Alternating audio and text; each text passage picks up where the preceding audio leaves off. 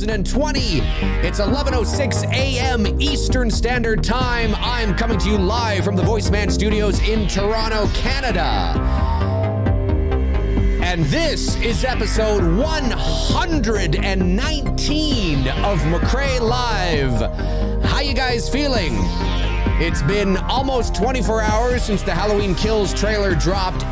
Or the Halloween Kills teaser trailer, excuse me. Not the official trailer. You have people tune into my show who weren't aware of it and going, no, calm down.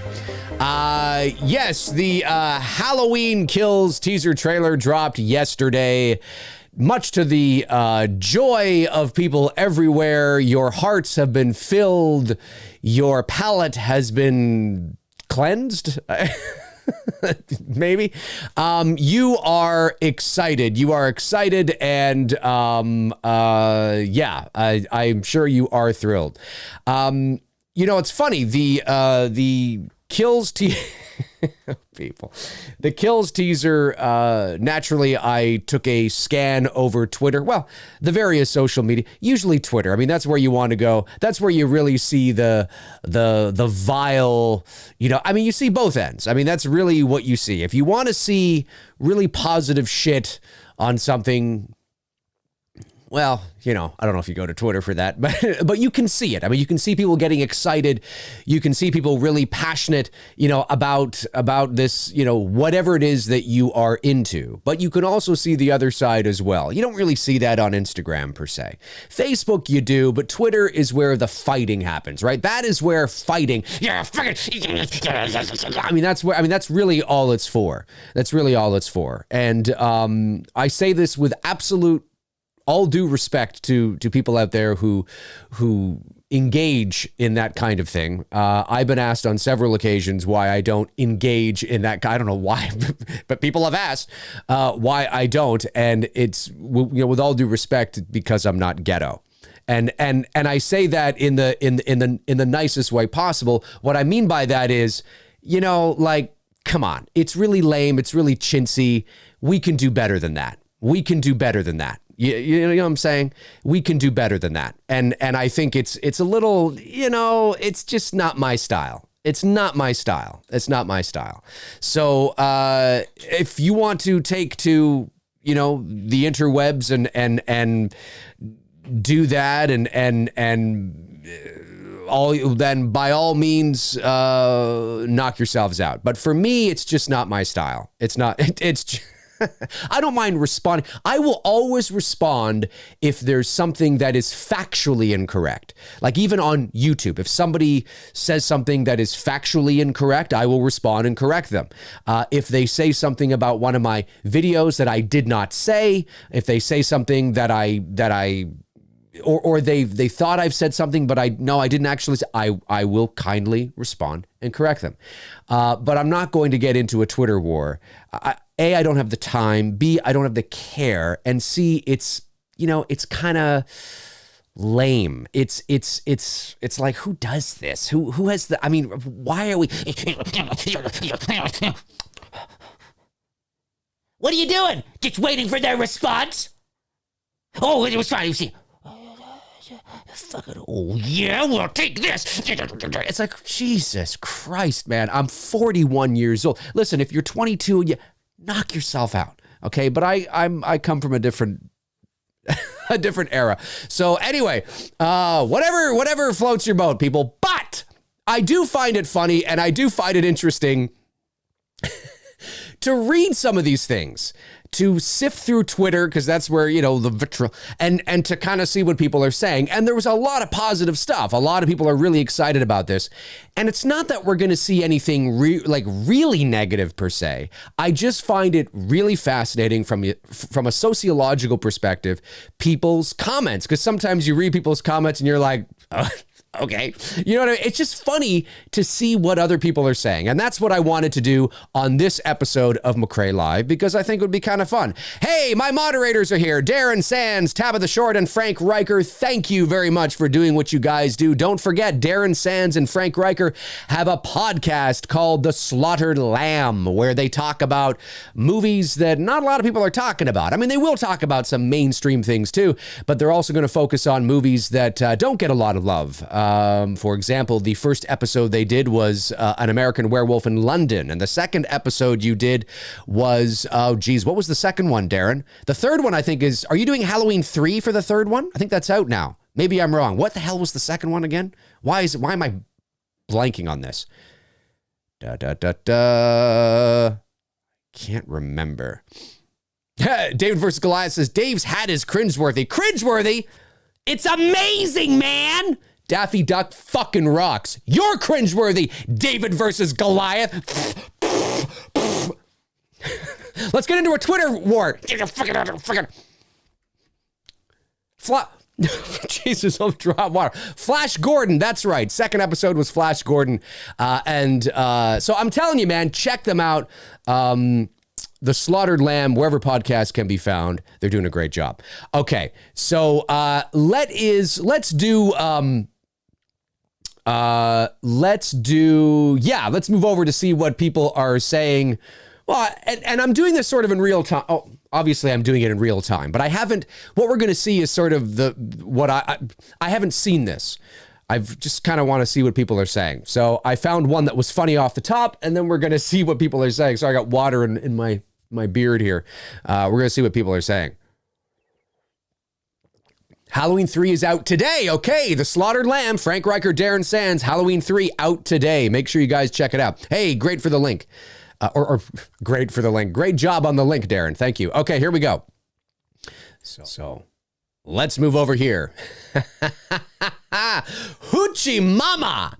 Hoochie Mama. Now, I know what you're thinking. Oh, you can't take this seriously. Well, no, I've looked into it, and they seem to be not a troll account. So anyway, they just said, this looks awful. What gives with the cinematography? What are you, Goosebumps or something? It's actually really good. Not everything is on the level of Midsommar in terms of cinematography. It's funny how they use Midsummer or Midsommar as sort of the litmus test for great cinematography. I wouldn't have necessarily used that movie. It doesn't have bad cinematography, but it's funny what people use. Wow, such bad cinematography? I thought the cinematography was fine. Yeah, I didn't. I mean, if I had any issues with the teaser, which I didn't really have any issues with the teaser, that would not have been one. It looks consistent with what we got from 18 in terms of the lens choices. And I don't know what they're shooting. Are they shooting? They're not shooting anamorphic. Maybe it's 2:1. Anyway, I'd have to find out, but it looks consistent. So the cinematography was fine for me. It kind of looks awful. There was one tweet that I was trying to find that I don't know what happened to it. I was trying to find it, and it was some woman that was like, "Oh my God, I'm so excited! I'm literally gonna shit in the theater." Oh my God, I'm so excited! I'm literally going to shit, folks. And the whole time I'm sitting there and I'm busting a gut reading this, and I'm just going, oh my God, I'm so excited.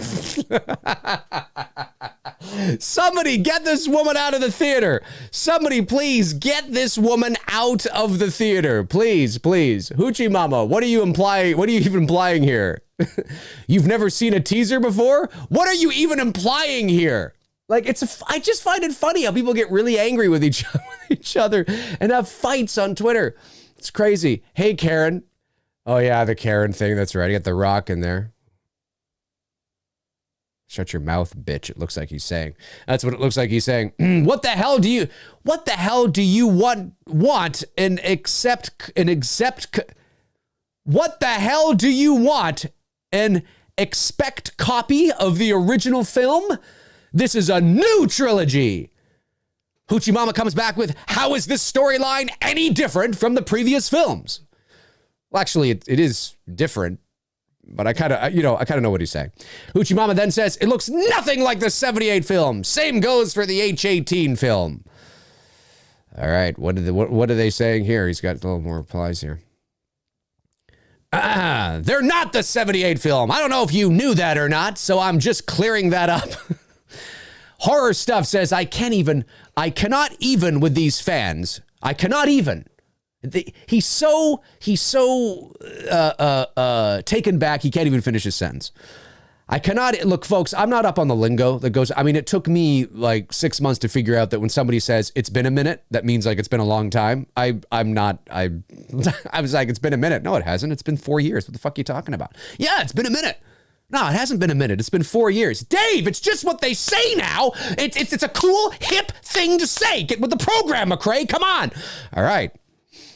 Maybe I should start a new one. It's been a microsecond, man. That's my new one right there. You want to take that? It's been a microsecond. That's what you do.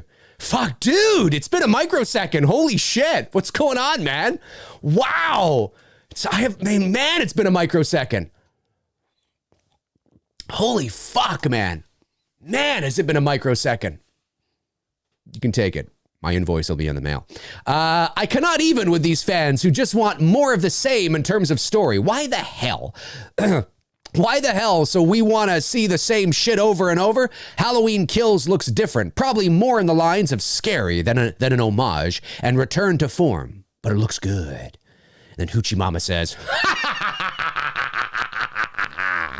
I love that you think this new trilogy is breaking new ground. Horror Stuff says, it's doing is better. Better mask. Guys, you gotta work on your grammar. I know it's Twitter, but come on. Hoochie Mama then says, that's the best praise you can give it. It has a better mask. Good Lord, you Halloween fans will cling on to anything, won't you? Horror Stuff's come back with, it has a better approach, better chance at being very good. Get rid of the sinister crap.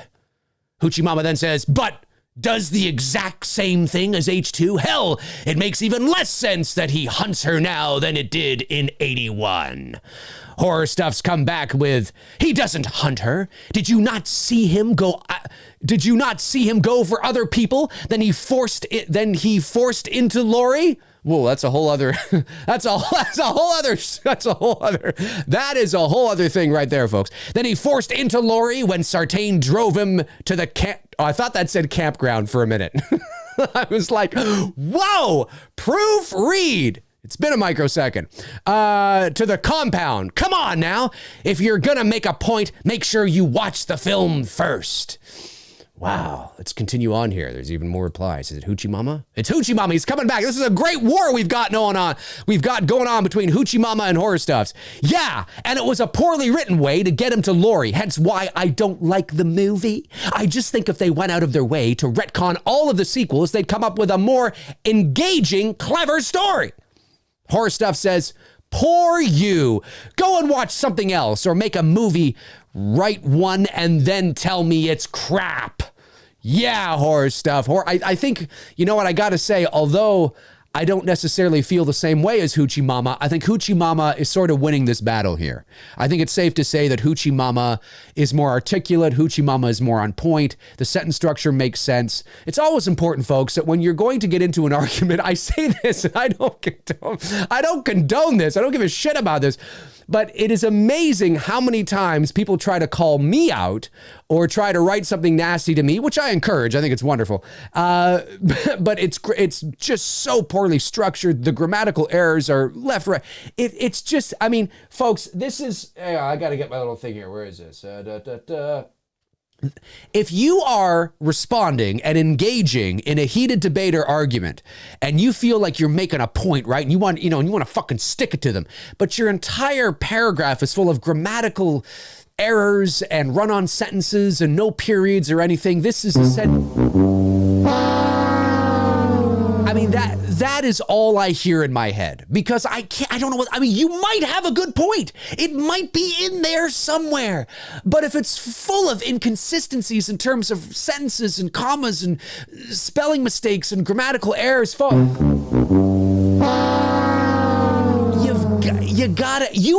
might be in the right. I mean, objectively speaking, we may actually agree with you more, but it's just... And that is why right now, I think that although I actually didn't mind the teaser, and I actually might have a little more confidence in this sequel from a certain point of view than Hoochie Mama, I think Hoochie Mama's kind of taken it. I think if we were scoring, if this was a boxing match, Hoochie Mama's kind of up on points right now. I'm just saying. I just want to say that. Hoochie Mama says, I recommend not taking all of this so seriously. It's embarrassing.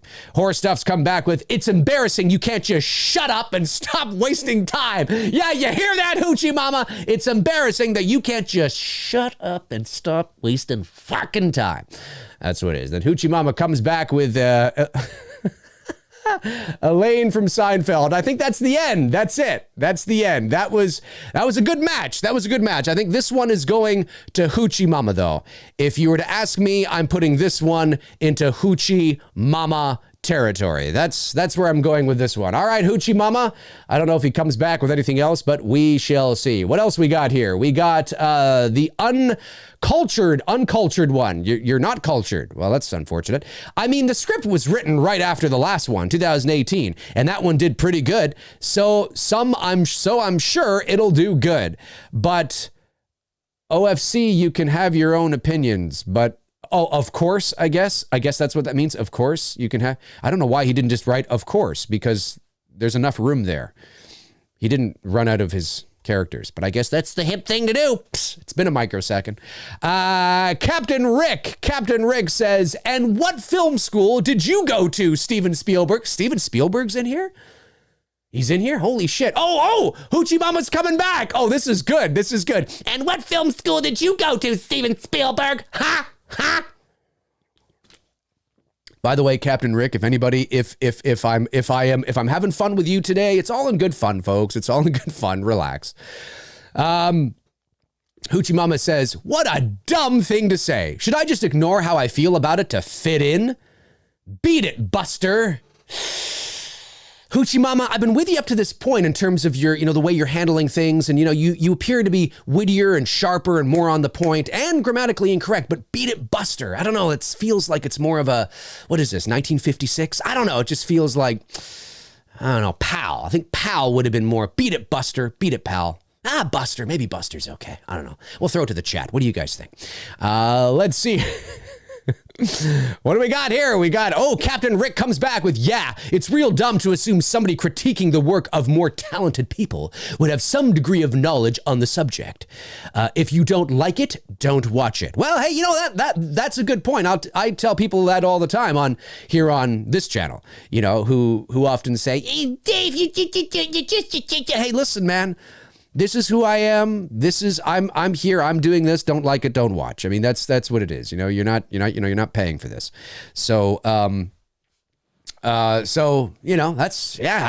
kind of a good point. But then Hoochie Mama comes back. He's not stopping. Hoochie Mama says, that is so stupid. So because I don't make Halloween films, my opinion is invalid? Captain Rick says, no, because you know nothing about film is why your opinion is invalid. But hey, you have fun. Captain Rick, I think, is doing a bit better of a job here. Hoochie Mama is feeling a little bit of a little bit of the pressure here. You know what I'm saying? And then Hoochie Mama comes back with, okay, Mr. Film, whatever you say, go play in traffic. Ooh, Hoochie Mama, I think Captain Rick's got you here. I mean, I don't know, but I think Captain Rick has got it here. This is, I think Captain Rick might have dethroned Hoochie Mama for the belt. I think that may have happened here. I'm not entirely sure, but I'm feeling it. I think we might have to give this one to Captain Rick. Is it Captain Rick? I keep wanting to say Captain Ron. Yeah, Captain Rick, Captain Ron. You guys seen Captain Ron with Kurt Russell? Don't see it. It's terrible. We just got an L from, I guess saying, lose it. Alex says, when people don't know anything about film, the first thing they say is the cinematography is bad. Well, I don't know if that's exactly true, but okay, Alex. Edwin says, in what way is the cinematography bad? It looks super intense when you see Michael trying to attack a crowd. Kyle S. says, okay, yo, this chick expecting some A24 pictures, hereditary shot composition. It's a slasher. Have some fun. Kyle S. has spoken, ladies and gentlemen. He's got Chris Tucker there. I like Chris Tucker. Edwin says, the aesthetics in Halloween Kills wasn't even bad, though. Well, yeah, I mean, listen, everything in the teaser looked fine. It looks fine. It looks consistent with Halloween 18 in terms of, like I said, the lens choices, the format that they're shooting in. They're probably shooting on the same camera. I believe they shot, I stand to be corrected, but I believe they shot H18 on the Airy as opposed to the Red. I think it was the Airy. Might have even been the Airy Mini. I'm not sure. We're shooting It's Me, Billy on the Airy Mini. And I would imagine that they would have, to keep consistency and continuity, it might even be the same DP. It looks fine. It looks fine. I do notice a difference in the color grading and in the color temperature of some of the shots, which I like. But I wouldn't say it looks. No, I wouldn't say it looks bad. It looks like a professionally shot film. You know what I mean? It doesn't look like H78 because it's not 1978 and it's not shot on film. And there's a certain. It's not going to look like that. You know, it is going to look more pristine, more polished, more crisp because it's modern. It's a modern film with modern. There would have to be a whole set of to make the movie look like 1978, even for the flashbacks, to make it look like that's a whole different cup of tea there. I imagine the 78 flashback in terms of the quality of the picture is going to look the same as H18. They're going to pay maybe a little more attention to lighting, but in terms of the quality, it's going to look the same. It looks fine. It looks fine. I don't. That's the least of my problems, if I have any problems. Let's see here. Profondo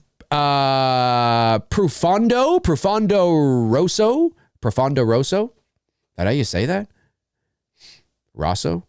Anyway, it looks like my neighborhood after dark during fall season, so I've got no beef with the photography work, based off this teaser trailer, that is.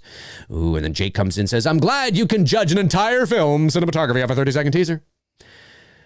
30 seconds really showed all you need to know? Oh, Hoochie Mama's back! What else are trailers, teasers for?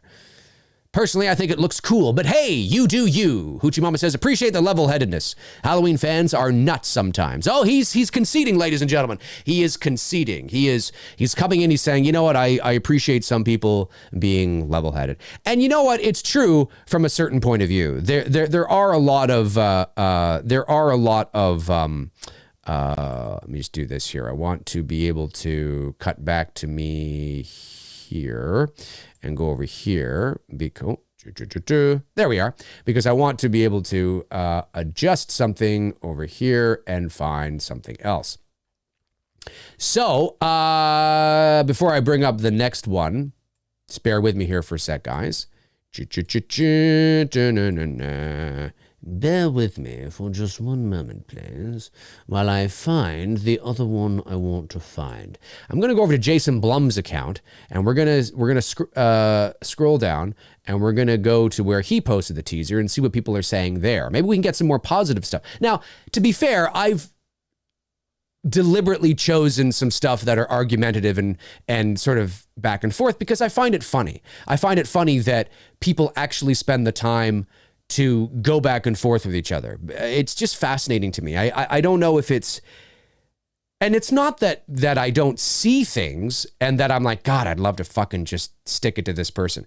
But I always tell myself, I don't know, there's something, I don't think there's anything wrong with stating your opinion, of course, and maybe even having a debate, but it's just the level of these things that they sometimes go to. And you see it more in the politics space, you know, or you'll see it in the Star Wars fandom space, right? Halloween, we're going to see light things.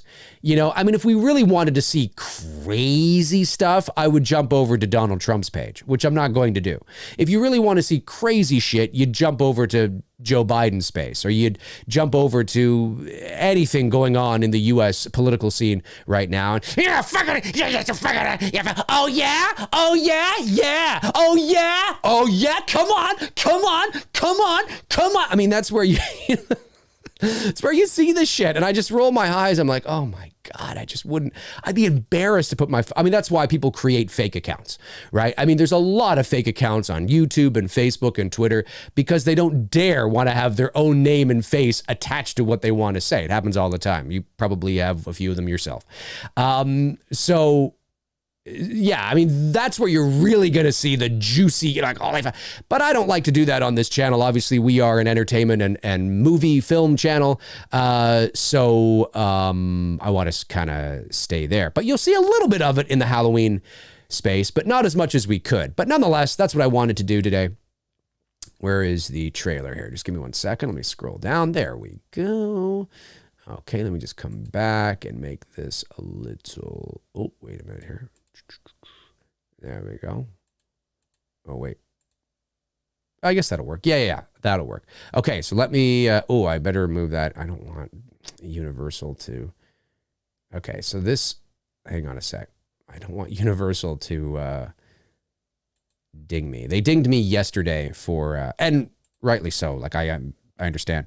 For the trailer, when I watched the trailer live. Not on the Blumfest stream, but on the video that I uploaded, they dinged me there. But I'm like, yeah, I mean, I'm not going to fight it. I mean, I don't own it. You know what I mean? Hey, it's yours, man. You want to, I get it. You know what I mean? So just to avoid that, let me just...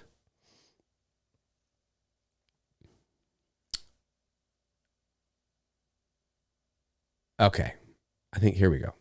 Okay. Now let me go back. Sorry about that, folks. Thank you for your patience. So this is on the Jason Blum's Twitter. This is Jason Blum's Twitter post where he posted the teaser.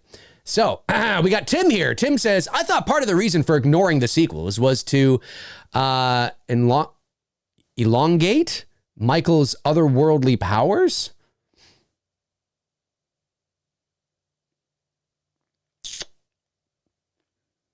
I don't remember that. How could he possibly have gotten out of the basement inferno? How could he possibly have gotten out of the basement inferno? Well, let's find out what people are saying. Oh no, that means I want to respond to him. That's not what I want to do. Here, I think these are his. Is this it? The firefighters free him, not knowing it's him, obviously. And then he's like, well, yeah, but would have been dead by the time they got there. I'm sure the movie will explain, just speculating. And this guy says, we got Jake says, can't say for certain that he'll have died in the fire. It'll probably be a similar situation to Rob Zombie's Halloween 2, where he escapes from the back of an ambulance. He looks burned too, so he must have taken some of the inferno. And then we got George coming in here and says, as you can see in the first Blumhouse movie, they said they're ignoring things, but actually using a lot of elements.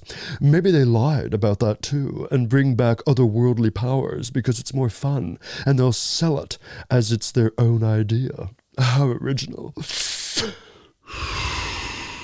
Just busting your balls, George. Julian says, no, that wasn't the point of it all. We still don't know if he has some sort of supernatural powers or not. That's the point of the character and what Carpenter had wanted. That is true, Julian. Ignoring the sequels was to just wipe the slate clean and start after the original. Yes, that's true. Julian is right there. Julian is right. Tim comes in and says, no, I know for a fact. I read the writers talking about how they were getting back to him getting back to him being just a man and not having supernatural powers. All right. What do they say here? Julian says, where did you read that? I've never seen the writers say that they just want him to be just a man. It's just funny. The debate, people, this is sweaty stuff, folks. This means a lot to a lot of people. If there's something I've learned doing this YouTube thing and being on here, is that there's this kind of shit means a lot to a lot of people, and it's serious stuff. I mean, there's a spectrum, right? There's degrees of fans, and there's some fans, it's fucking like religion. It's totally true. Tim comes back with, quote, I think we're just trying to strip it down and just take it back to what was so good about the original. It was just very simple and just achieved that level of horror that wasn't corny. And it wasn't turning Michael Myers into some supernatural being that couldn't be killed. This is a quote from Danny McBride. Yeah, Tim, that's a good thing. That's a good thing to post as evidence to support your argument. I think, though, again, we have to instill a bit of nuance. And I think what Danny McBride is saying is the eventuality of the character, right? So we want to strip all what he became in 4 and 5 and 6 and, resurrection. And we want to get rid of that. And part 2, really, at the end of the day as well. We want to get rid of that. And we want to strip it down to the original intent, which was he is a person. He is, but he's got this, there's an unknown factor there. There's an unknown ingredient there. I think that's kind of what they wanted to get to. And it's also why I think it's important that we don't see his process. We don't ever need to see Michael's process. And then because fans have trouble, not everybody, but a lot of fans have trouble instilling nuance, they take what I say literally at face value and say, well, but we saw Michael do this and we saw Michael do that and we saw his process of escaping here. But that's not what I mean. I mean that we should never see Myers in vulnerable situations, right? And how he gets out of those vulnerable situations is a mystery, right? Because it diminishes the mystique of his character. So how he got out of the fire, we don't need to know. We really don't need to know. All we need to know is that he did. We don't need to see him get out of the fire. We don't need that. We don't even need a cutaway or an insert shot that second unit got with some B-roll of a door on fire that was broken out of and that's how he escaped. You don't need it. You don't need it. You don't need to see that.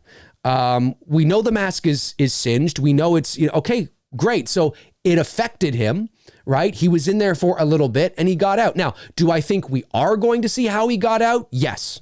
Because I think there's an opportunity there for Michael to wreak mayhem, right? To instill some mayhem and to wreak havoc. And I think that they will capitalize on that because the idea, the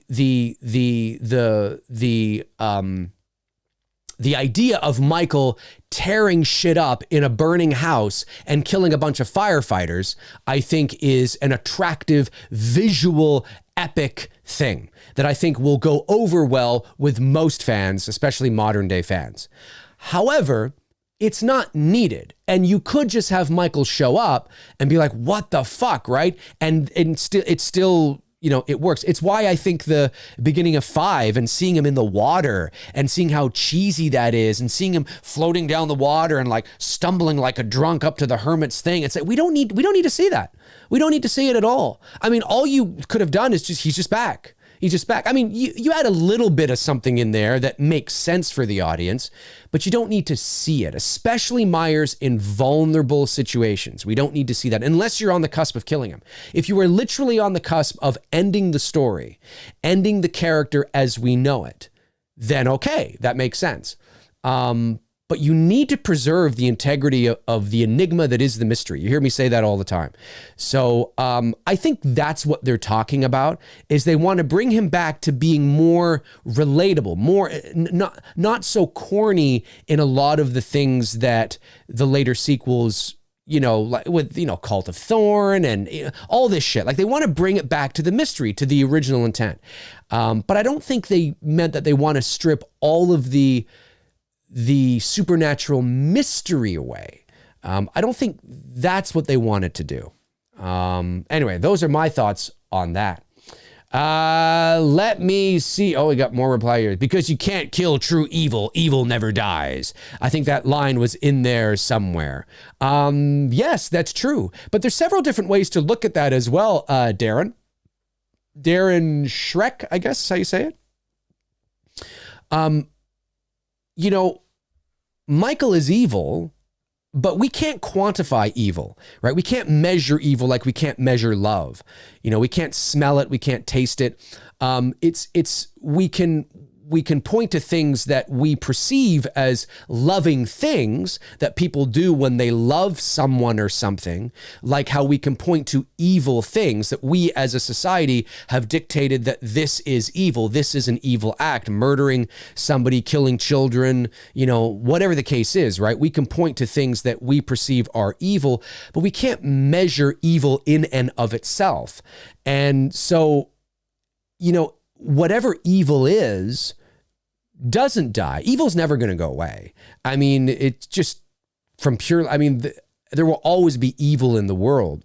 So, but I think it's important that Michael can die. If Michael is 61 years old, right, and he is aging, which he is, then I think it's important that he can die, right? But it's the philosophical approach. It's the idea of evil that never dies. And there will always be another Michael. So I'm not suggesting that this is what they do. I'm not saying that you kill Michael and then you have somebody else take over. That's not what I'm saying. But from a philosophical, symbolic standpoint, that is what that means, right? That although Michael may die one day and he will go down in legend status as one of the most, notorious serial killers of all time, if this was a real life kind of thing, right? Like say this was, true crime, right? He'd be up there with the Mansons and the Bundys and the Gacy's and all that kind of stuff, right? But there will always be somebody else, and I think it's important that we understand that when you come back to the roots of the character, the original intent of the character, that is more probable of the direction that they would go, right? If you want Michael himself to live on and on and on and on and on and on and on and on and on and on and on and on and on and never die and be 350 years old, well, that's a different kind of Michael. That's a literal supernatural Michael, right? And he's going to outlive everybody. I mean, you know what I mean? But I think in this case, that's not what they're talking about, right? They're talking about humanizing him, but there's something strange there. There's something off. We can't quite put our finger on it, and we should never be able to put our finger on it, ever. Ever, ever, ever, ever, ever, because that's why it works. That's the special ingredient of what makes Michael work, is that you just don't know. You always believe you're on the cusp of knowing, but you don't quite know. So that's how I feel about that. Paul the Greek says, why don't you wait and watch? Why don't you wait and watch, man? Clearly he is burned. I bet you anything the firefighters came. Yeah, the firefighters probably did come. Probably did come indeed. Let me, oh, there's that fucking thing again. Let me just, oh, what am I doing here? Let me just move this over. I got to go back here. I hate that Twitter does this. Oh, where am I here? No. There we go. All right. Back to Blum. That should bring me back. Let's see here. Oh, I got to go back over here. La. Okay, this should bring me back, or I can keep scrolling down, right? Yeah, don't get me wrong. I absolutely love Halloween movies and Michael Myers, and that footage looks insanely good. But can we finally get some new killers instead of making sequel after sequel from movies that don't need them? Does anybody agree with Nina? Anybody agree with Nina here? I mean, I think that she's got a point. She's got a point. She's got a point, folks. Ooh, let's keep going. Looks pretty meh. JP says it looks pretty meh. Looks pretty meh. I don't know. G-Funk says, should have just charged $40 to $50 for stream. Still would have made your money and would have been a perfect for this weekend. No trick-or-treating allowed due to COVID. A lot of people in their homes. Think at Jason Blum. Struck out on this one. G-Funk. Oh, no. People sometimes forget that, no, you would have to charge more than $50. You'd probably have to charge upwards of $100, $120 a person, and you're still not going to make $250 million. It's not going to happen. The business model for streaming to make that kind of money right now is not there. That doesn't mean in the future it won't be there. But right now you make the hundreds of millions of dollars. And of course, for the tentpole films like your Star Wars and your Marvel films and your DC films, billions of dollars at the movie theater. And there's a variety of reasons for that. You have to remember, too, that when you go to the movie theater, each individual gets their own ticket. So every person is accounted for in terms of paying for the movie. If you charge $30 for Halloween Kills or even $50 for Halloween Kills, I could buy it, $50, and I can invite everybody who's watching right now, 273 people, I can invite you all over to my house, and now we're watching Halloween Kills, 273 of us, for $50. They're going to lose. It's not probable. Not everybody's going to buy a ticket, right? You know what I'm saying? So that's only one of the reasons why they're not going to do that. Number two is it'll be pirated like crazy. Crazy. Can't do it. It's not going to happen. If anybody thinks there is even a slight chance of that happening still, it's not going to happen. Sorry. It would be absolute business suicide to do that. FMS online marketing. Oh, online marketing. If this was like, the marketing company may know. If this was like 15 seconds longer, then I'd be even more pumped. But this was awesome. Michael looks pissed. 15 seconds longer. I don't think so, folks. I don't think so, because it all depends on what you're seeing in that 15 seconds. This could have been a minute long and absolute trash. Sometimes it's not the length of something. No, but when it comes to teasers and trailers, it's not always the length of something. It's the pacing. It's what you're seeing. It's how you see it. It's what they're showing you, right? And this was fast cuts. This was a standard 30-second TV spot is what this was, and they're calling it a teaser trailer. Well, because that is essentially for all intents and purposes what it is. But, it's crazy. Anyways, we'll just do a couple more here and then we'll get to your questions. Rachel here says, I can't watch previews because my ultimate trust is in your creations. We talked about this last year, yet you still tease me with the urge to watch. Nope. You talked about this with Jason Blum? All right. Won't do it. Cannot waste any second of this not being on the big screen. Well, then don't do it. She watched it. She totally watched it. Anybody who says, I'm not watching it. Yeah, you are. Yeah. No, I'm not. Yeah, you are. Yeah. Look, are there people out there that say, I'm not watching it and actually don't watch it? Yes. But I'm telling you, I'm not watching it. I'm not supporting this shit. I'm not going to go see it. Nope, not going to go see it. Fucking hate that shit. They're fucking going to go see it. They are going to go see it. They are. Very rarely do people put their money where their mouth is. Then we got, whenever I see the Blumhouse intro, I know it's going to be a good movie. Haven't been well, I don't know about that. That sounds like a little bit of to Jason Blum. I don't know. I think even Jason Blum would tell you, we have a few stinkers. Just gonna say. Austin Paul says, I am so hyped for this movie, although I still don't understand why you get rid of Halloween 2 in this situation, as the ending of Halloween 2018 is the same, him burning. It doesn't matter as long as there's new content. I can already see a new mask. Yeah, it's basically just, it's to make things easier creatively. That's why they got rid of 2. If we get rid of 2, we don't have to worry about the brother-sister arc. We don't have to worry about, it just make things easier. And we can go back to the original intent of the character and just start there. It was just to make things easier for them. Yeah, that's what that person essentially says there. Still waiting for whatever reason, a Five Nights at, I think it's supposed to be at Freddy's trailer. Yes, I'm upset that it's delayed, but it's my favorite movie franchise and it's worth the wait. Good for you, Alan. Good for you. Brandon says, how much money you want so I can watch Halloween Kills on Saturday?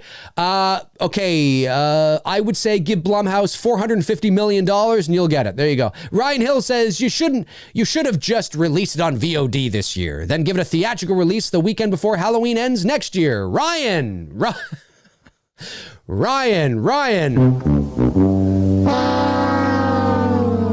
Not going to happen, folks. Not going to happen. Crispy Bacon does stuff. Yes, it does. Good old Crispy Bacon does a hell of a lot, ladies and gentlemen. That wouldn't give them as much money because one illegal download later and it's on every illegal movie site out there. You are absolutely correct. I need to have like a positive thing. Do I have a positive thing here? Do I have anything positive? Positive. Anything positive? I got applause. Here we go. Good for you. Good for you. Let's see. Jen. Oh, here it is. This is the one I was talking about at the beginning of the show. This is the one we'll end on because this is funny. Jen says, I can't wait to sit in my theater with a beer and possibly shit in the pants. Shit in the pants. Okay, so I misquoted her at the beginning. I thought she said and literally shit my pants. I misquoted her. My apologies, I misquoted her, but I still find this funny. I can't wait to sit in my theater with a beer and possibly shit in the pants.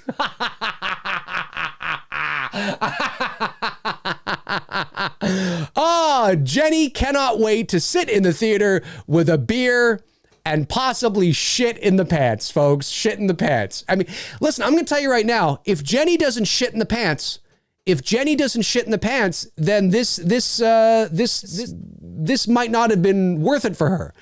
I would like to know, Jenny, if you're watching, at me on Twitter and let me know. I mean, if you don't shit in the pants, if there is no feces in your pants by the time you are leaving the theater, was it a good movie for you? Is that the litmus test to whether or not it was a good movie? Because if there's no shit in your pants, I don't know. I mean, what does that mean? What does that mean? Because she says, and hopefully was shit in my pants. So what if there is no shit? I mean, does that mean you didn't? I mean, is that the litmus test? Does anybody else have that litmus test for going to watch scary movies? I mean, is that what you're expecting here? I don't know. Jen, if you're at me on Twitter and let me know. If that is the limit. I don't know. Hey, listen, some people might go to the theater expecting to shit in their, and what happens? Like, what happens when you're sitting there and you're like, oh my God, it's coming. Ah!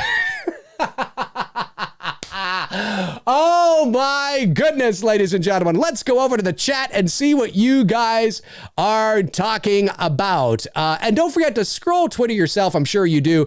There are other things on there, I'm sure, that I didn't touch on. I especially wanted to tackle the Hoochie Mama thing at the beginning because I just thought it was funny. I just find it funny that people have these conversations. And sometimes it gets real, you know what I mean? Anyway, let's see what you guys are saying. Let's go over to some of the super chats that came in. Collectors Digest sends in a $14.99 super chat. Thank you, Collectors.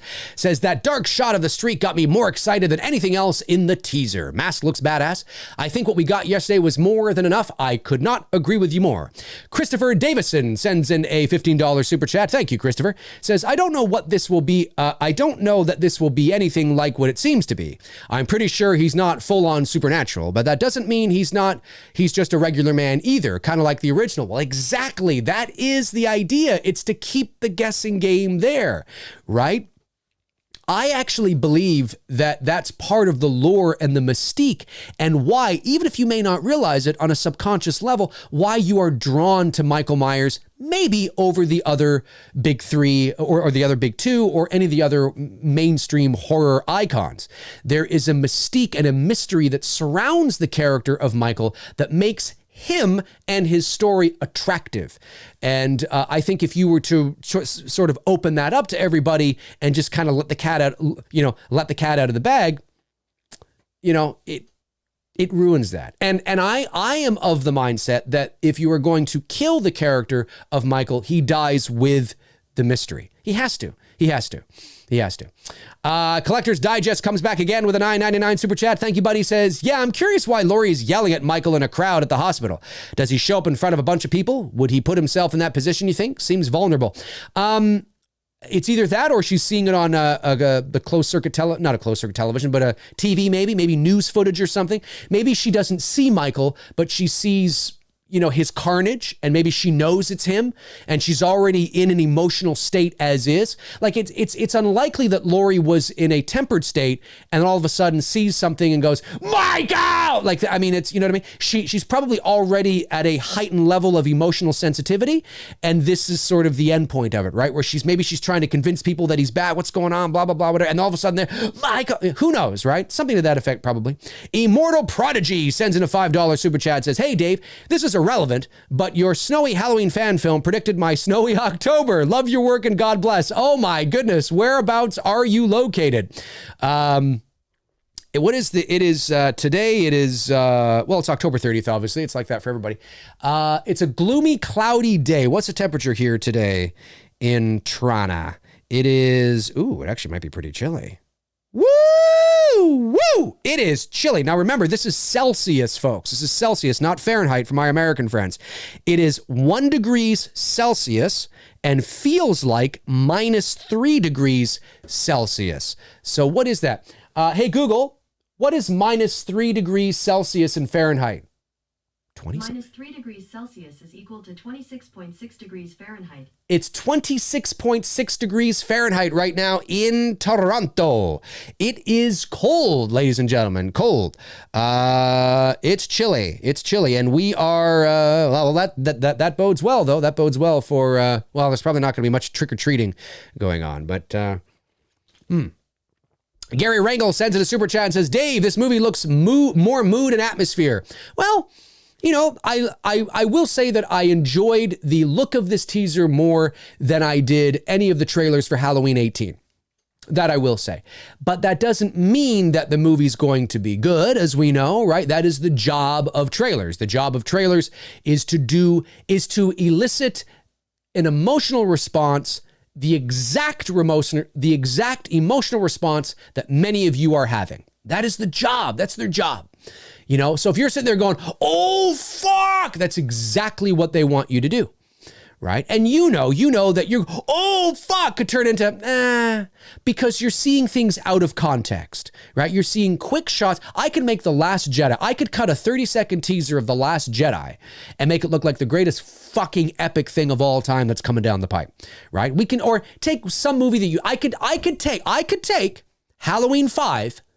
And you could take Halloween 5 and cut a 30-second quick cut and all this and make it look like, oh, shit, 100%. I'm not saying that kills will be like 5. I'm just saying that this is the job. This is the job of the editor. This is the job. This is what they do. So, and it's a combination of a lot of things, right? So in a vacuum, when you judge the teaser trailer on its own merits, in a vacuum, yeah, looks great, right? Looks great. Zach Hall sends in a $1.99 super chat and a 99-cent super chat. Thank you very much, Zach Hall. Appreciate that. Roland Kelly, my man. Roland Kelly says, shut the pants cold. Yeah, it's cold, my man. It is cold. What do we got going on here? Nick P was here, says, mystery is the way to go. I could not agree more. Nick P. Cody Snyder says, the Creep Show 2 VHS cover was the first movie cover that ever really hit me. I remember how I felt when I first looked at it when I was like 4.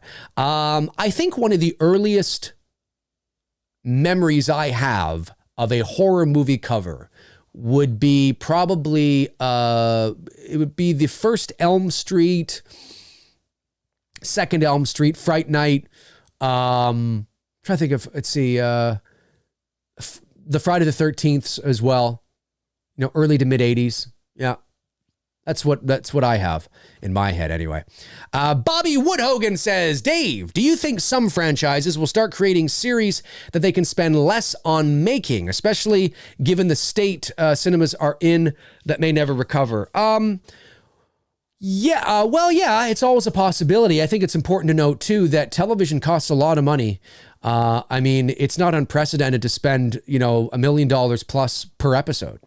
I mean, depending on what again, it depends on what the show is. I mean, a show where there's a lot of visual effects and a lot of, production design and a lot of locations and maybe some pretty high profile actors like The Mandalorian or something like that. Yeah, you're going to spend probably several $1 million an episode. Something like Halloween, I don't know. But it ain't cheap though. It's not cheap. Is it cheaper than making a movie? Maybe. Depends on how long you go, right? If you get 5 seasons out of it, it might work out to be the same. But certainly television, the advantage that television, I always put that in quotes because obviously it's streaming, right? But the advantage television has is just really at the end of the day, the real big advantage of television, and it doesn't mean it works or it's always going to work, but it's the fact that you have more time, and essentially the first season of Stranger Things is essentially like a 9-hour movie, right? So you can really take your time to develop characters and build on plot and that slow burn and really nurture and let the narrative breathe, right? It's more like a book in that sense. Television series, especially now, is more the equivalent of like reading a book, right? You can pack more information in, you can let things breathe, you can develop characters more because you're doing it over 8 or 9 hours, over one arc or one major plot point or, whatever the case is. Whereas movies, you got to tell all of that and then some. You have to tell 3 acts essentially in 2 hours. And so it can be more difficult. So I think there's definitely an advantage to going to television, and it wouldn't surprise me if Malek Akkad and Blum have explored that opportunity. I don't know if it would be Netflix if they did that. Blum seems to be tied pretty tight in with Amazon Prime. But I don't know. I mean, either or really at the end of the day. And I don't know if Netflix would even be interested in something like that. And then where do you go? Like I've talked about this before, but I'm always of the mindset that, I think it's better I'm just skeptical. If you go a Halloween anthology route and you want to tell more with Michael Myers, I'm just skeptical on that. Because I don't want to ruin, I don't need to see Michael as a 6-year-old child in Smith's Grove. I don't need to see that. I don't need to see Dr. Loomis's escapades before he gets to Michael Myers. I don't need to see that. And there's a variety of reasons for it, which I've gone over here on the show before. I would like to see just other stories, other great, fucked up, crazy stories that you may think are not possible right now, that you may not be interested right now. But when it happens, you're like, oh, fuck. You know what I mean? That's what I would rather explore that personally. Jamie Herrera says, do you think you'll enjoy H Kills better than 18? I do. Yep, I do. I think I will because, and again, I'm repeating myself here, but it's not lost on me that I am. I'm making a point. I had specific expectations for H18, but they were not 40-year-old fanboy expectations. They were expectations that when somebody says to me, we are going back to the roots, okay, we are negating all of the sequels, okay, and the reason why we're doing that is because we want to capture the original intent, and aesthetic of the original movie, okay, and the original, character, okay, right? So you've told me this is what you're doing.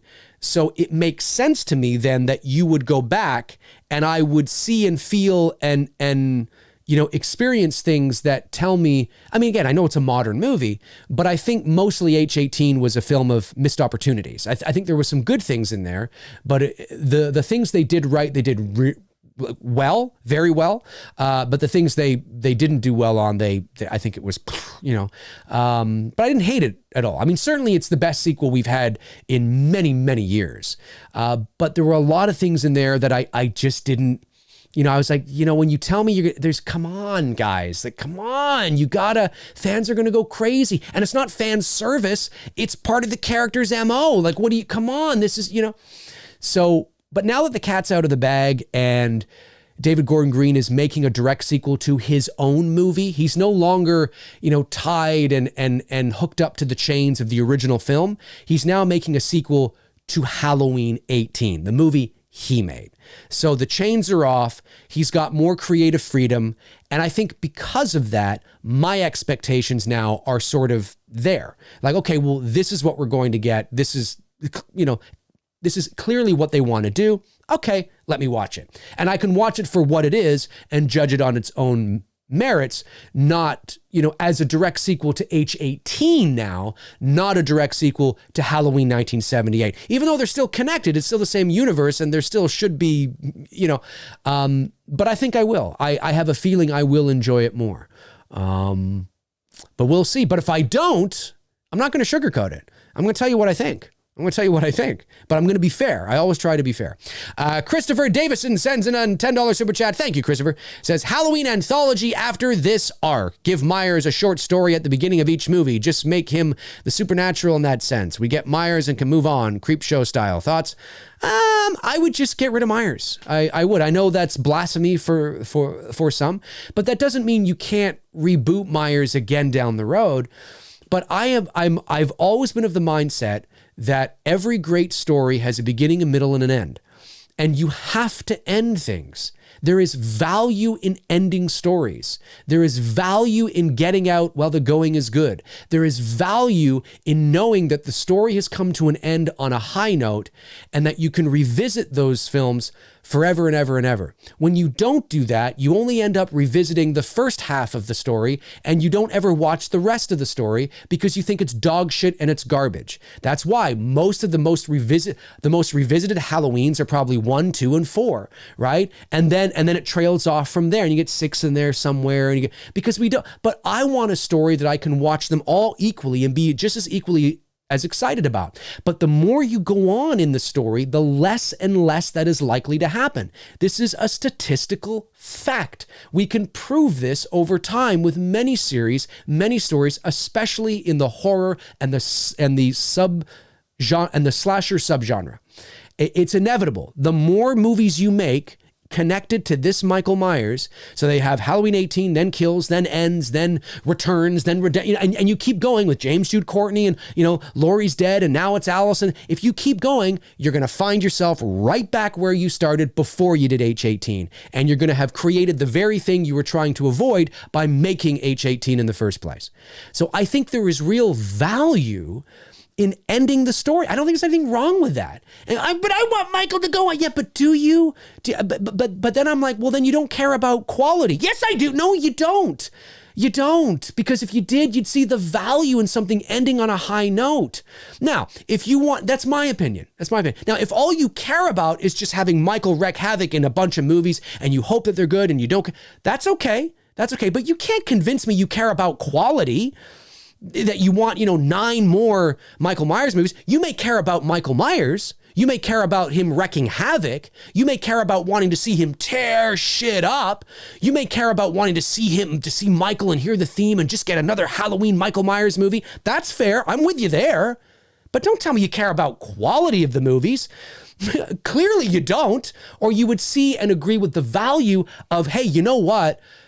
It's met its natural endpoint here. I think we should wrap this up. This is a nice, natural, organic end to this story. And then we can wait however many years and maybe we reboot it and tell it fresh or whatever. But the story of Michael connected to the 1978 original, my God, it's got to end, man. It's got to end. And it's not that it ends, it's how you end it. Trust me.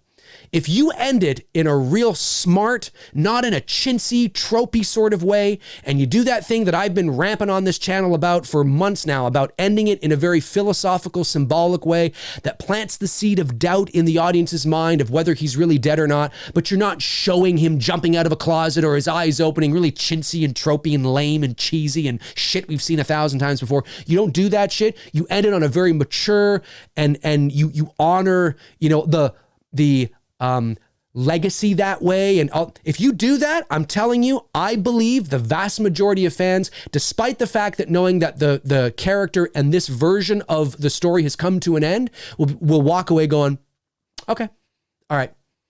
Yeah. Because they go, that was a pretty good ending. Like that was, if you're going to do it, like, because they can see the love and the care that went into creating an ending like that and giving the character and characters the respect they deserve, right? And that speaks to you as a long-term fan and as the audience going, I've been respected. They've taken these characters, and although the story has now come to an end, an official end, or has it, right? They kind of have that little doubt, but you can't make any more. You can't make any more, right? But the audience will see that. The audience, and look, will there be somebody that, I want more? Well, sure, yeah, of course. But I would like to think that most of us, famous last words, I would like to think that most of us are mature enough to see the value in that, and that we'd walk away going, okay, they did it right. They did it right. Good job. Because would you rather that or just his son, his eyes, opening or him coming out of a closet? I don't want that fucking shit, man. It's been done to death. It's cheesy. It's tropey. And Michael Myers deserves better than that. That's how I feel. Let me see here. Mr. Bates sends a $1.99 super chat, says, can't wait for the Blumhouse to release H Kills. Bloomhouse to release H Kills. Yeah, it's coming next year. Ethan LeBlanc says, you're good, man. Stay sharp. Thank you very much, Ethan. Really appreciate that. Johnny T says, they brought up the brother-sister arc in 2018 anyway and said it was just a rumor, so why not include H281 in the timeline? Well, it was brought up in H18. It was a terrible line. It was a terrible line because it was a throwaway line, and it was just it was simply there. Look, I mean,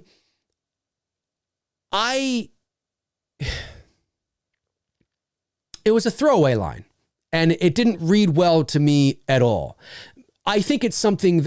I think it would have had more weight if it happened at the beginning of the movie, when Laurie is talking to Aaron and Dana, I believe her name was. And that's where Laurie says, no, it comes from her. It comes from the horse's mouth, right? She says, no, because maybe Aaron says something like, now, it's my understanding that this was your brother. Am I correct? And Laurie then has the opportunity to correct him and maybe give a little bit of exposition of why that's not true. And I think if it came from Laurie instead of some throwaway line that lasts 3 seconds from Allison, from a character that we've just been introduced to, from a character that we don't yet really give a fuck about, and it feels chintzy and tossed away. And it was. The sole purpose of that line was just to go, oh, by the way, H2 doesn't exist. That's the sole purpose of it. Whereas if they gave that line to Laurie Strode, I think it would have read better. And I think if Laurie had just given a little, and to be fair, Laurie too, though, can't just throw it away. I don't just mean take the line from Allison and give it to Laurie, because then it's the same throwaway line. You can't have her go, that's just something people made up. No. You have to rearrange it a little bit and give it to Laurie to with a little more oomph to it, right? Maybe just a tiny bit of exposition, 15 seconds or something like that. That really sort of sets the stage. And then I think it would be more meaningful, and I think most fans would not have had an issue with it because it's coming from Laurie Strode, But coming from Allison and the way she just tossed it away, yeah, it was a throwaway line. I know there are a lot of people out there that feel that Halloween 2 1981 should have been part of this. I think one of the reasons is, and look, I mean, those who suffer from PTSD, I mean, it's not a hard science, obviously, but it's circumstantial. I mean, some people deal with trauma better than others. I know, trauma, Jamie Lee Curtis. But it's true. Some people can go through a shitload of shit and it appears that they're not really affected, or maybe deep down they are, but they're suppressing it, right? And then there are others that can experience a little bit of trauma, and they may be overly emotionally sensitive people, or very sensitive people. I shouldn't say overly emotional, I should say. But they're just emotional and very sensitive. and they could go through something as in the big picture, like a car accident, and it affects them for years. Right. So, you know, I mean, would Laurie Strode have been the Laurie Strode she was in H18 by just experiencing the events of H78? Who's to say that she wouldn't? I mean, yes, I agree. If the events from H281 and everything that happened in there, all the hospital and the chasing and the kills and the, you know, help me, and, you know, and coming through the glass and the explosion, and would that have just helped to perpetuate her PTSD and make her PTSD in H18 even more believable? Yes, absolutely. But you do have the angle of the brother-sister story arc, which then you have to justify why they're no longer brother and sister. And then it, you know, I mean, could it have been done? Sure. But I do understand why they decided to negate it, because then you also have to, it's not just the brother sister arc that they have to justify. It's the progression of Michael's arc in H2. It's how did he survive? He was burned alive. We saw him burning on the ground. How did he survive that? How could he have survived that and be the original intent of the character from 1978. That's another thing that they needed to justify. It's not just the brother-sister arc. That's a big thing. I'm sorry, not to justify that. It's not just the brother-sister arc that they would have to work with. They would have to justify why Michael, who's human, survived this fire and survived all these. It was something that they just didn't want to do. And I understand it. So they went back to the original intent. But I think the line would have been more effective and more powerful with even a little more bit of exposition behind it if it came from Laurie Strode. Let me see here. Christopher Davison, $5 super chat. Thank you, buddy. Says, okay, yeah, I can see that, Dave. Leave it to the imagination and make it mysterious. I could take that ending. Again, sorry, man. Just a Myers nutball. No, you don't apologize at all, man. I mean, that's what I'm here for, to answer your questions. Collector's Digest sends in a $9.99 super chat and says, it should end in a mysterious way, kind of like H1. Stay true to the character and give fans something they can be proud of while killing him off. That's something no other slasher has been able to do. I agree with that. And I encourage people to listen to my Halloween sequel concept idea video that I posted in July of 2019. It was just before they announced that they were going to, I mean, we all knew that they were more than likely going to do a sequel, but it was just before they made it official. I had released on my channel, I think it's got close to 50,000 views now, if I'm not mistaken. And I walk you through my sequel idea for a sequel to Halloween 2018. And this is before the announcement of the official sequel. And the purpose of my sequel was to do one sequel only and end it. And I encourage you to listen to it, to watch it if you haven't already, and pay very close attention to the symbolism and the philosophical nature for which I end my story on. I believe it doesn't have to be that way, but my ending is an example of something that could be done that I think most fans would be like, I can accept that. You know, I can accept an ending like that because of the symbolic nature that it's really honoring, in my opinion, it's really honoring and doing being respectful to the source material and the characters and the mythology. And I think if you do that, if you respect your audience and you respect your characters and the mythology, you know, I think if you go out on a note that is more philosophical than literal, and don't show any cheesy, tropey shit, I think fans will be okay. I really do. Not everybody, but most fans, I think, will be okay with the death of Michael Myers. I do. I really do. But you can't make another one. You know, you have to honor that. You have to honor that ending, because if you make another one, then that ending loses its cachet and its power. So you have to honor it by not making another one. And then if you ever want to make a Michael Myers movie again, you turn to television or you reboot it 10 years from now or 5, well, you know, whatever. And you just tell the story over again with, you know, this version, this incarnation of Michael, you have an opportunity to go out on a high note that is very symbolic in nature and could be extremely powerful and very emotional for the audience. That's how it should be done. That's how it should be done, in my opinion. Let's see. Collector's Digest follows up and says, Slasher, as in Friday the 13th and Nightmare. Black Christmas did a great job. Original. Oh, yes. Yeah. I get what you're saying. Joe, what do we got here? Joe Smyjohn Jr. Joe Smidgen Jr. Joe Smyjohn Jr. You should make your sequel idea into a fan film. Well, if you have $500,000 or a couple $1 million, sure, why not? My sequel idea fan film would cost a lot of money. That's one thing people don't understand. It costs a lot of money to make a movie, folks. When you want to make a professional film, it costs a lot of money. A lot of money. There's a lot of people you have to pay. There's a lot of equipment you have to rent. There's a lot of insurance you have to get. These things are not cheap. These things, there's locations. I mean, these things are not cheap, folks. They're not cheap. So, in theory, yeah, it'd be a cool fan film, but I wouldn't want to go half-ass on it. I wouldn't want to make something I mean, if I was going to do that, I would want to make it something that Blumhouse would probably not approve. Oh my God, that looks too good. That looks like that. No, can't do that.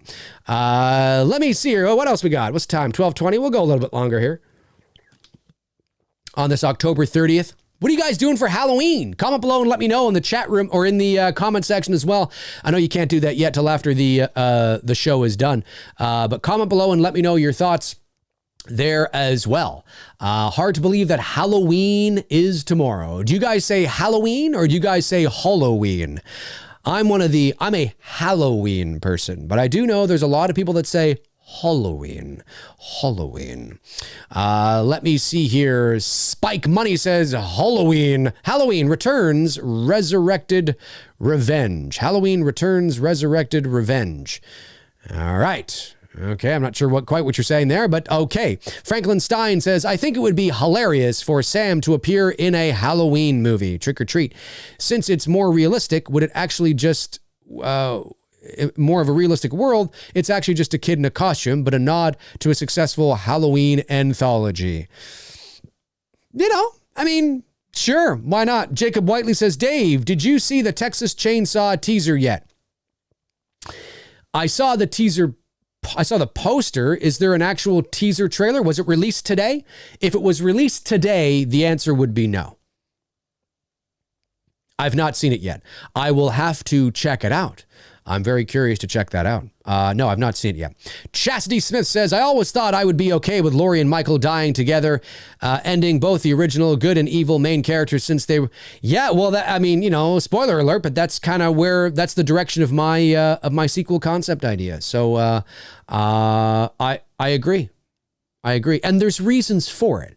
It's not just, I want Laurie and Michael to die together. There's philosophical and symbolic reasons for it that make sense to their arcs and to the characters and to the original movie. And it makes sense. I don't just arbitrarily, willy-nilly just think, well, that'd be cool. No. There's reasons for it. You see, and that's the thing too, is that if you are able to, as a creator, if you're able to justify, it doesn't mean everybody's going to agree with you, but if you're able to justify concretely why you've made certain creative choices and show that you've really thought about this, that you really care about the source material, right? That you really care about doing justice to the characters, not everybody's going to agree with you, but I think people will be able to respect you for it. It's the filmmakers that don't respect their audience, that have no idea what the fuck they're doing, and just go, well, we know we can't kill him, so we got to have him maybe we'll just have his eyes open, or we'll have him come out of a closet. It's like, fuck that shit. Jesus Christ. We've seen how it's lame. It's so lame. Like, does anybody like that? Like this, and I'm not talking about the old school shit where you have like Jason coming out of the water. I mean, that was at a time when that shit wasn't done, but it's been done to death now, and it's like, do we want that? I hate that. I hate those endings with a fucking passion. It's cheap and I just hate it. Can't stand it. Let's see here. We'll go. Yeah. Oh, okay. So we've got another 10 minutes. Another 10 minutes until we take this thing to 90 minutes. So let's do it. Noah Jones says, Dave, did you get the Friday the 13th box set yet? Nope, not yet. Gary Rangel, working on Halloween, but buying candy for my coworkers. Awesome. Great stuff. Frank Riker, Frank the Tank, says, fun fact, A Christmas Carol has been remade the most in cinema history, and yet hasn't been a blockbuster. I don't want that for Halloween, where I'm rolling my eyes and say, oh, another one. I couldn't agree more. I mean, there's different levels of fans, right? And I want people to understand that I am in no way saying that if you share a different view of what Halloween should be or where the direction should go, that you're somehow not a fan. That's not what I'm saying. And I certainly don't mean to imply that if that's how you take it. But I am relying on my audience to instill a bit of nuance and understand what I'm saying. Of course, that doesn't always work. But doing this YouTube channel, and like I've said many times, I've had this channel for 14 years, but I only began doing this the last 3 years or so. I've really learned that there are many different fans and many different spectrums of what they enjoy. And I don't know if it's just because I'm 41, and it's not that I'm old, but I'm just saying I'm old enough that I remember a time when there was no internet and no social media and no cell phones and, all that kind of stuff. And we had to rely on, Fangoria or, whatever to get our horror news, right? There were no websites. So that's what I mean when I say I'm, that age, because I'm old enough to remember that. But many of my viewers, because according to my analytics, most of my viewers are between the ages of 24 and 34. Now and immediately after that, it's pretty close, are 35 to 46 or whatever, however it goes there. So there are a lot of people that watch me that have grown up in the digital age, that have absolutely no reference to what it was like not being on Twitter. It's amazing to me that there's a spectrum, right? And, I know that there are some people that may consider me highbrow when it comes to Halloween or movies and things like that. And maybe from a certain point of view I am, but I really care about quality. I really care about the quality of a story and a narrative. And I am okay. And maybe I wasn't this way when I was younger. I don't really know. But certainly as I get older, I become more and more okay than I ever have been in any time in my life with things ending, even things that I love so much. I'm okay. I would be okay if they never made another Star Wars movie ever again. I would be okay with that. I would be okay if they never made another Halloween movie after Halloween Kills and Ends ever again. I would be okay with that. That doesn't mean I'm not a fan. It's because I really care about quality.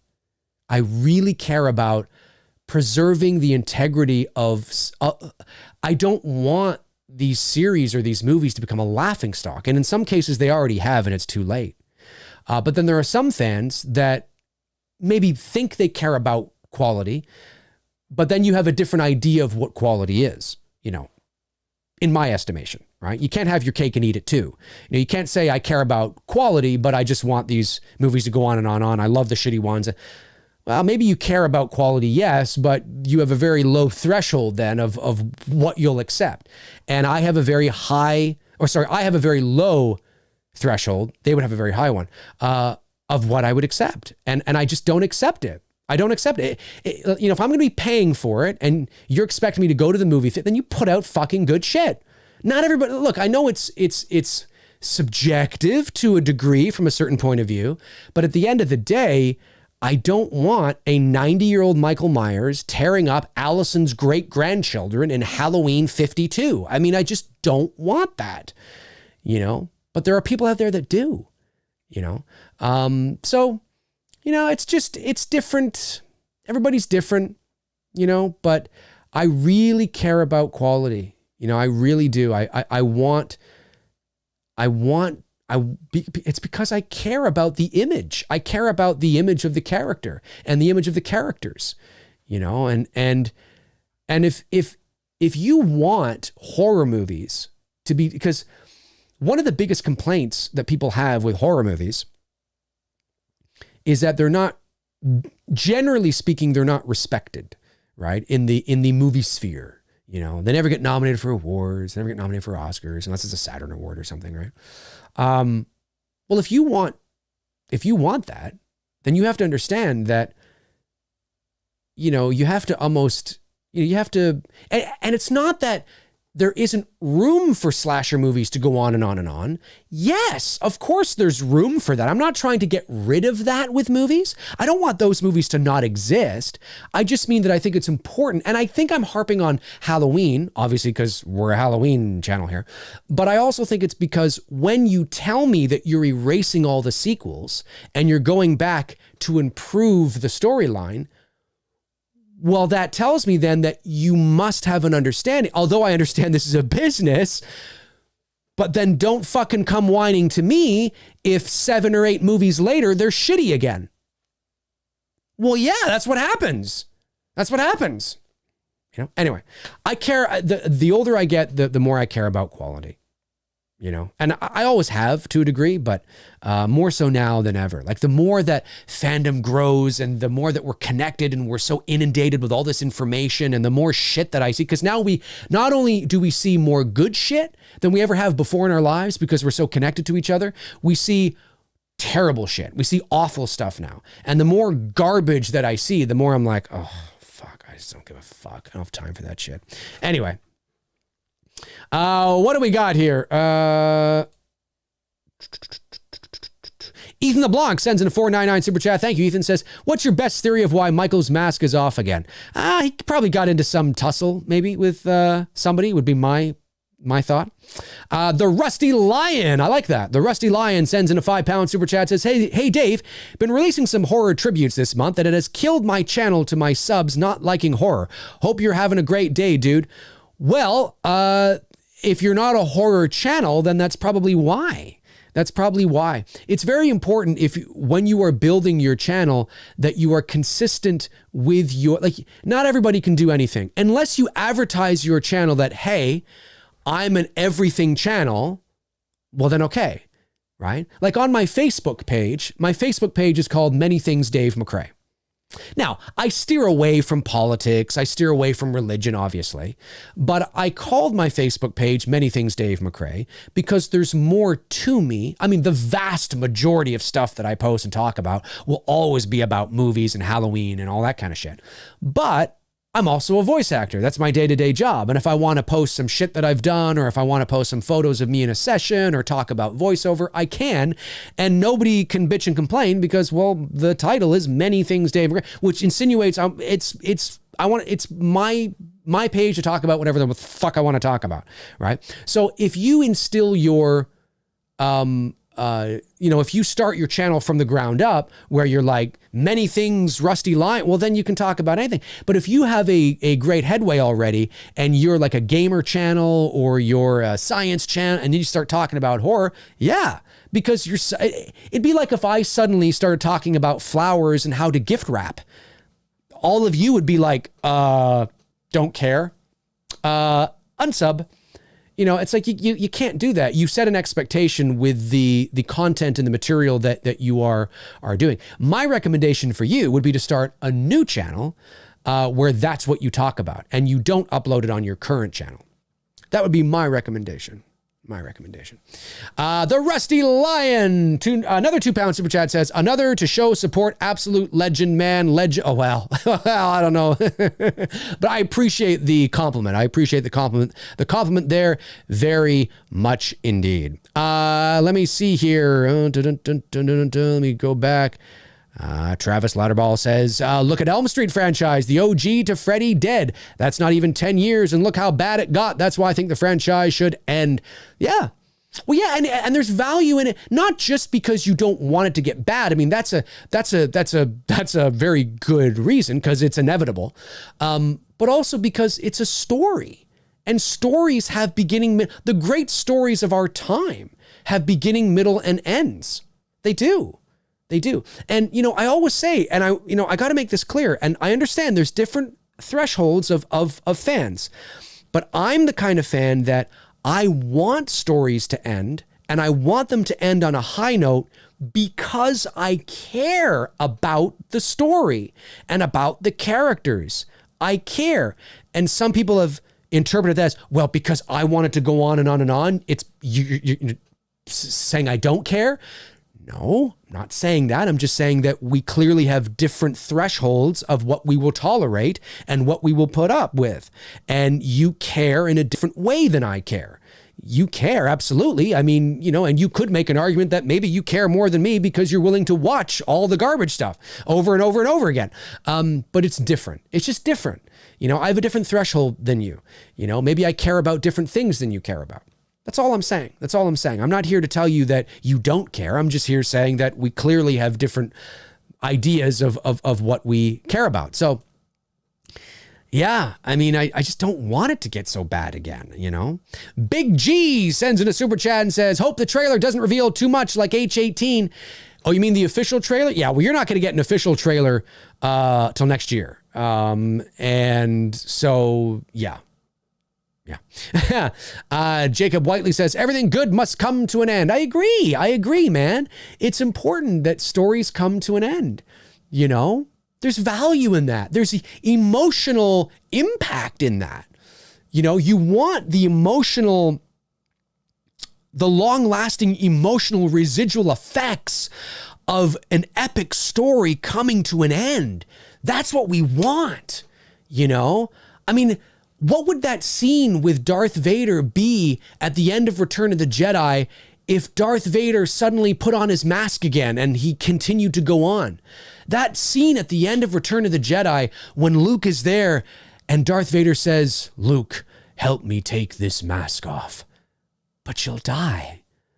I want to look at you with or nothing can stop that now.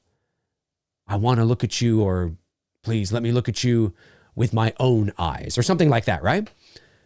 And he's like, oh, it's emotional. I still get choked up when I watch it. This is the baddest man in the fucking universe. This is Darth Vader. I mean, besides the Emperor, right? This is the baddest motherfucker, the most powerful Sith, for all intents and purposes, that has ever lived. Ever lived. Arguably, I know there was some power, but I'm just saying, right? This is arguably the most powerful, badass, holy fuck, there he is, but you'll die. Let me look on you with my own eyes. Imagine if at the end of that movie, he's there and he's dead, and all of a sudden he goes, oh, like this, and he wakes up, and then the next movie, he's back, and he's got his helmet back on, and he's like, fuck, it just destroys it. It ruins that moment. It ruins everything. That moment in Return of the Jedi is so powerful today because it was the end. It was the end of Vader. And there's value in this, folks. And you can do the same thing with Michael Myers. I'm not saying it's the same thing. I'm just saying you could walk out of that theater going, wow, what an ending. Wow. Now that's how you end it, That's how I feel. Jeff Harris sends in a $9.99 super chat and says, at the end credits of HNs, do you think it would be cool if they chose Don't Fear the Reaper? Crazy that I've been watching you since 2017. Keep it up, man. Well, thank you so much, Jeff, longtime viewer. Great to have you here. It depends. I mean, on paper, in theory, off the top of my head, that sounds like a cool idea to do, right? And obviously there is, when you listen to the lyrics, there's symbolic things in there that can help to perpetuate the idea that he could be out there somewhere. Yeah, I mean, I think but I don't know if it would fit. Like, it all depends on what the ending is, what the last shot is, how we feel in those last moments. Do we want to break the tension with this song? Do we want to lead into the end credits with a little more moody stuff and then hit the Fear of the Who knows? But at face value, yeah, I certainly wouldn't be against it. Matthew Arnold sends in a $4.99 super chat and says, I thought the teaser was really cool. Pretty much what I expected, but I don't want to see anything new until July. You're not the only one, Matthew. I would be totally okay if we didn't see anything until next year, until like next summer. I'd be okay. I would be okay with never seeing another trailer again. However, that's not how the business side works. And of course you're not going to do that. But certainly I've seen enough that, like I said to you yesterday on my show, I said, I feel that you're going to get something that will give you more of a sense of the tone of the feel of the film. You did. And we got that. And I feel okay with it. I feel okay with it. So, yeah, I'm okay sort of to move forward, with that, with kind of where we are. Let me see here. DMT Infinity says, Dave, have you seen the 1990 horror movie Brain Dead? Have not. If not, you should. It's an underappreciated, gem in my opinion. And I would absolutely love to hear what you had to say about it. Well, I will keep it in mind. I'm a busy dude at the moment, but Brain Dead 1990. I will keep that in mind. Let me see. What do we got here? Evil Alex says, Dave, thank you for making these streams and videos. Well, thank you for tuning in, because if nobody tuned in, I wouldn't make them. I'm worried about my old parents in these COVID times. Life with them and care for them. I live with them and care for them, and you help me with your videos. Thank you. Happy Halloween. Well, thank you for saying that, Evil Alex. And yeah, if your parents are older, just have to be mindful. We can't live our lives in fear. We can't do that. We just have to be mindful and use common sense, wash our hands if we're leaving, wear our masks, just things like that. But and stay away from social media and the consistent inundation of COVID news. It will drive you insane and it will scare you to death. So the best thing to do is to have an ear to the door or to the floor, so you have a general idea of what's going on, what the rules and regulations are, what the legislation is like, if any new legislation has come in, right? You want to make sure that you're following all of the proper rules and procedures and all that kind of stuff. But then get away from it. Watch a movie, enjoy Halloween, sit with your parents, have some fun, just get away from it.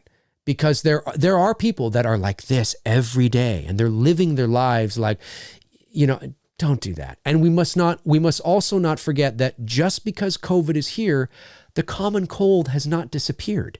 The flu has not disappeared. If you have a scratchy throat in the morning, don't fucking lose it. Monitor it, see how you feel. If it gets worse, well, maybe go to the doctor, get a checkup, right? Get, a professional opinion to see if he or she, says maybe you should get a test. But we have to remember too that the common cold is still out there. And as we move into the colder months, for those of us that get cold weather this time of year, it's going to be there, so you might find yourself waking up with a sore throat, or you might find yourself with a bit of a sneeze for, a day or two. And it's not necessarily COVID, it's all the other shit still out there. So keep that in mind as well. So it's tough, man. It is tough, but just take care of yourself, take care of your parents, and watch me. That was very nice of you to say that. I really appreciate it.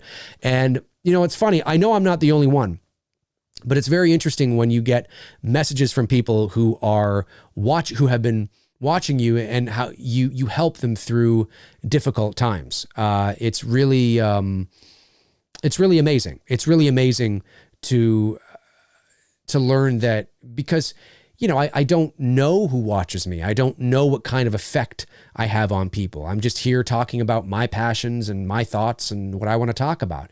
And when people reach out to you on a personal level, like Alex did there, and it's just fascinating. It's very humbling to know that you can have that kind of effect on people, because everybody's going through something. Everybody's got something they're going through, something they're worried about, something they want to get done, so it's pretty damn cool. Pretty damn cool indeed. Let me see here. I think I've got all of the stuff. I think I do. Okay. And then Vampire's Coffin. Haven't seen Vampire's Coffin before. Says, how is this to end Halloween ends? Michael takes off the mask. Oh, how is this to end Halloween?